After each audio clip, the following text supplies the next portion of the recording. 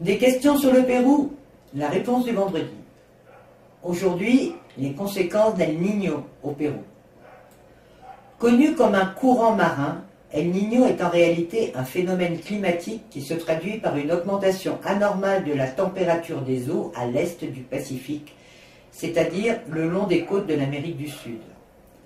Cette anomalie climatique a de graves répercussions jusqu'à l'autre bout du monde. Pourquoi? En temps normal, les eaux du Pacifique Est, côté américain, sont plus froides que celles du Pacifique Ouest, côté Asie. Cet écart de température est dû aux alizés qui soufflent d'est en ouest en suivant l'équateur, entraînant les eaux de surface vers l'Océanie et l'Indonésie. Résultat, à l'est, des eaux froides remontent des fonds marins pour remplacer les volumes transportés par les vents. Mais, de façon récurrente, les alizés faiblissent pour cause de modifications de pression atmosphérique.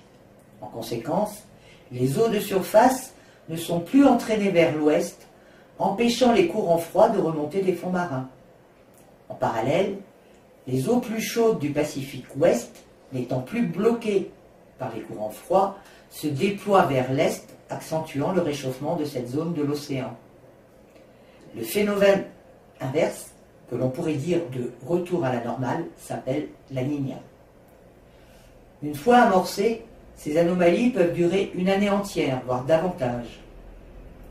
El Niño et ses conséquences se produisent probablement depuis des millénaires, mais les premières preuves historiques dont on dispose à ce sujet datent de 1567-68. Ce phénomène se reproduit tous les 2 à 7 ans, et les scientifiques sont loin d'avoir toutes les explications.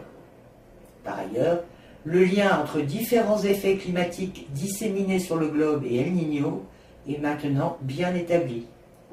Côté Pacifique Ouest, El Niño apporte un climat plus sec, pouvant entraîner sécheresse et incendies. Côté Pacifique Est, notamment au Pérou, Chili et Équateur, El Niño amène au contraire un air plus chaud et chargé d'humidité. Résultat, de très fortes précipitations dans des régions habituellement peu pluvieuses, pouvant entraîner d'importantes inondations, diminution des quantités pêchées par la disparition du plancton qui vit en eau froide. Du fait de certaines relations de cause à effet, et suivant l'intensité du phénomène, la quasi-totalité de la planète est touchée à des degrés divers.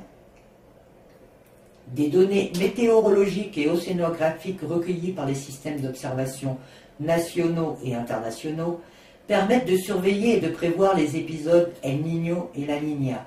Mais à ce jour, rien ne permet de prédire ni sa durée, ni son intensité. Depuis 2014, des signes avant-coureurs sont apparus et, concernant le Pérou, des mesures de prévention ont été prises.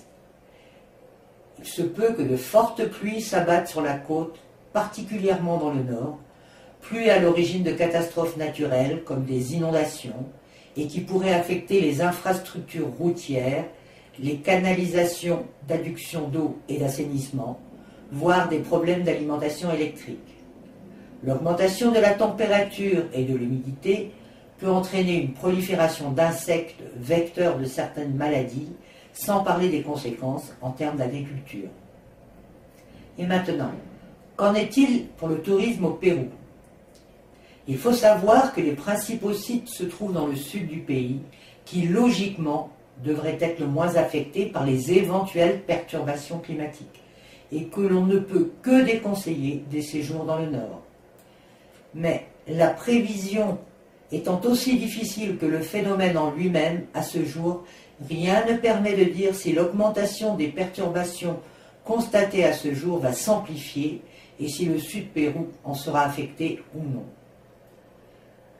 Chaque vendredi, nous allons tenter de répondre à des questions récurrentes ou d'actualité sur le Pérou. Pour être sûr de recevoir nos informations, souscrivez à notre canal sur YouTube, suivez-nous sur Facebook ou visitez notre page web.